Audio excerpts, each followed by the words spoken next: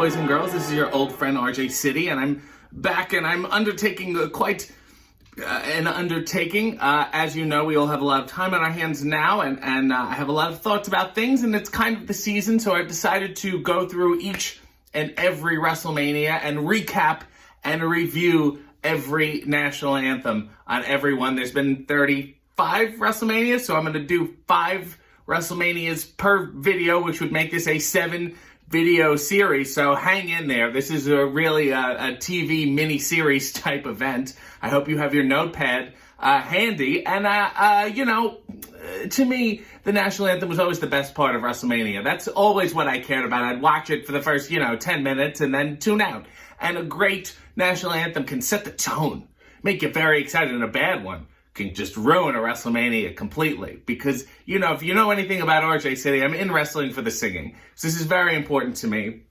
So let's not waste any more time. Let's start with WrestleMania 1, the big one, the first one, 1985. It was in Madison Square Garden, very exciting. And you think, wow, Cyndi Lauper's there, Muhammad Ali, Mr. T, Liberace, Billy Martin. What A-list celebrity are they going to get to sing the national anthem? They're not. They got Mean Gene Okerlund to sing it, who was, at that time, and during this show, the backstage interviewer. So he's really pulling double duty. This is how podunk this entire operation turned out to be in the beginning. He comes out, he's introduced by the Fink. He uses the old drop-down Madison Square Garden mic with the two. I should stop doing that. They're going to make a gif. He's got a tuxedo on, no music, does it a cappella, and it seems like 5 minutes before, someone's like, Vince, we should get somebody to sing the national anthem. He's like, oh, God, you're right. Gene Okerlund, you look like a singer. And Gene does have a nice voice, but perhaps not when he's singing. Although he has sung before. He did Tutti Frutti and Rock and Roll Hoochie Coo on those wrestling albums. This is not his strongest effort. He sings the Star Spangled Banner, the old "Oh Say Can You See," as you're familiar, but he doesn't seem to be that familiar, because if you look, he's reading it off. It's not even a card. It just seems to be like a scribbled piece of paper. Maybe you ripped the lineup sheet off the wall, folded it backwards, and then just scribbled the lyrics down. He tries to get everyone to sing. He yells, "Everybody!" And nobody joins in. None of the fans join in, even though they clearly know the song. And then the other weirdest part is that he when he's done, he leaves. He runs away because he's got interviews to do backstage. So whatever. It was not off to a hot start. WrestleMania would grow in many ways, certainly by national anthem standards, because WrestleMania 2, 1986, they simulcasted it from 3 locations: LA, Chicago, and New York. New York had the national anthem, because I guess they were on first. It was not Madison Square Garden. No. It was the Nassau Coliseum in Uniondale, New York. If you can make it in Uniondale, you can make it anywhere. I will say, though, Vince obviously saved his money from last year, and he spent it all this year, because they got Ray Charles. And they got Ray Charles to sing America the Beautiful. It's a song that he does a specific version of. It's up, it's a recording, not from there, but he recorded it on an album. And you can also hear him do it in the movie The Sandlot, when the kids, it's 4th of July, and they're playing baseball, and they're looking at fireworks in the night sky. It's an amazing version. He's got a piano in the ring. He's got backup singers. He's really one of the top versions of America the Beautiful of all time. And I will say, America the Beautiful, it also seems to be there's more to do musically than there is in the Star Spangled Banner. It's probably a better, song for an artist to put their stamp on. So Ray's really coming alive here. Furthermore, they also have a montage of American monuments and the Washington Monument and Liberty Bell, that whole thing, Fruited Plains.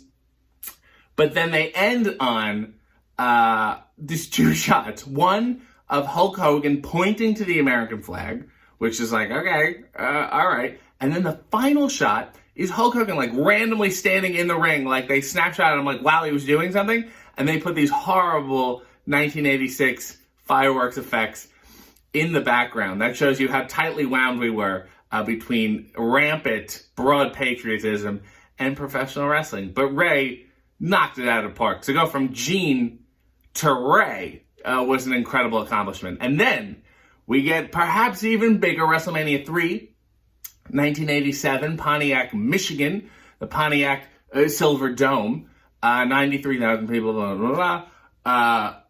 Vince keeps the Soul Train moving. He gets Aretha Franklin to sing America the Beautiful, which is amazing. And not only that, he insists on, and Vince gets in the ring and introduces her and really hammers home her name. Like that, which is insane. And then, WrestleMania 3 had a very long entrances, and they had those ring carts where the wrestlers would stand and they would wheel them, they would drive them to the ring. She seems to be on a wheeled out stage. They wheeled it down the entrance to the edge of the ring, and she's on it with a piano, and the piano's so big you don't even realize until they pan around that she has 3 backup singers, which is nice. It's very soulful. There's a less, perhaps, accoutrement. She plays the piano. It's a beautiful version. It's a lovely version. And I would also say it's in keeping with Ray. Me, personally, Ray has a better version, but I'm not going to get into semantics. This is still great. But to go from Gene to Ray, and then I would say Aretha is at the same level, which is outstanding. WrestleMania 4, 1988, Trump Plaza, Atlantic City, New Jersey, which is kind of Vegas, but it's the bootleg Vegas, which, what are you going to do? It's the RC Cola of Vegas. Yet, there are stars, there's people happening.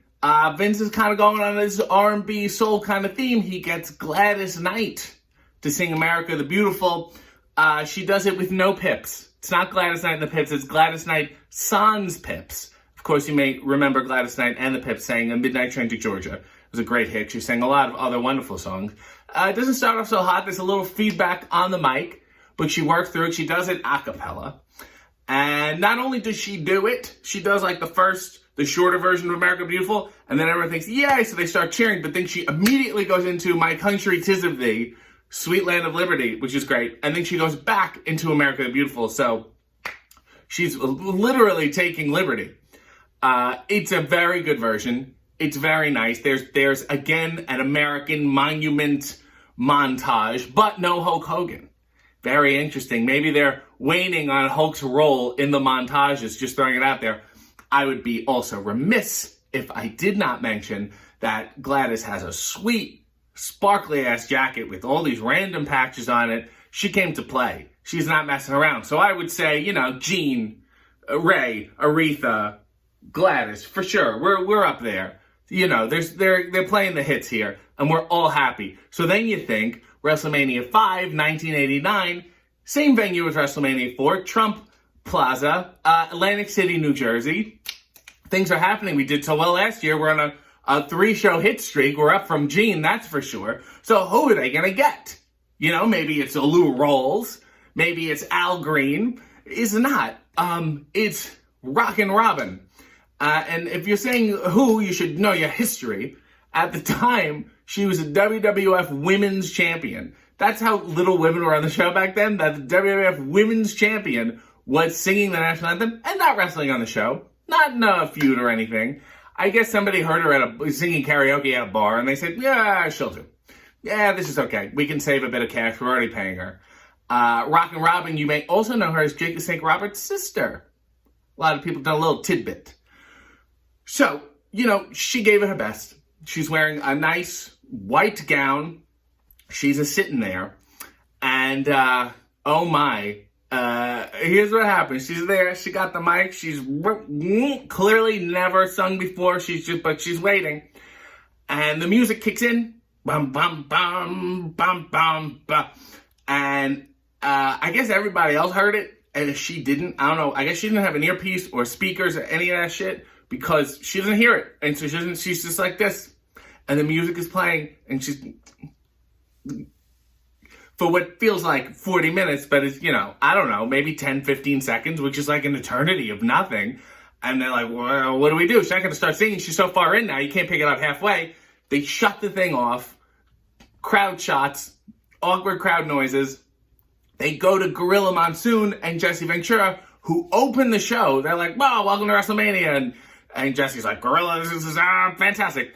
and for a little bit, and then they go, let's go back down to Howard Finkel at ringside. They do the whole thing over again. They pretend like the thing never happened, and they're like, here to sing America the Beautiful, Rockin' Robin. And this time the music kicks in. This time she sings. She's horrible. Compared to Gladys, Aretha, and Ray. I would say she's better than Jean. I'm going to give her a little credit. She did a good job in being better than Jean. Is a rough one. She hits the notes-ish. She's trying really hard. If she was singing at a Legion, or if she was at the local church, I'd be like, this gal's amazing. I wouldn't take her to WrestleMania, that's for sure. But she tried very hard. It's a horrible position to be in. There is another montage. It is very exciting. Yeah, she is so bad at it that immediately when they cut back, Jesse Ventura says that she shouldn't quit her day job. Is a rough crowd. So we've had Jean, and then we had Ray, Aretha, Gladys, and then Rockin' Robin. So we're all over the place, and that's only the first 5 WrestleManias. So stay tuned when I do WrestleMania 6 to 10, and oh dear Lord, is gonna be a doozy. Guests of the RJ City Show, subscribe to his channel, follow him on social media, and buy his t-shirts at ProWrestlingTees.com/RJ City.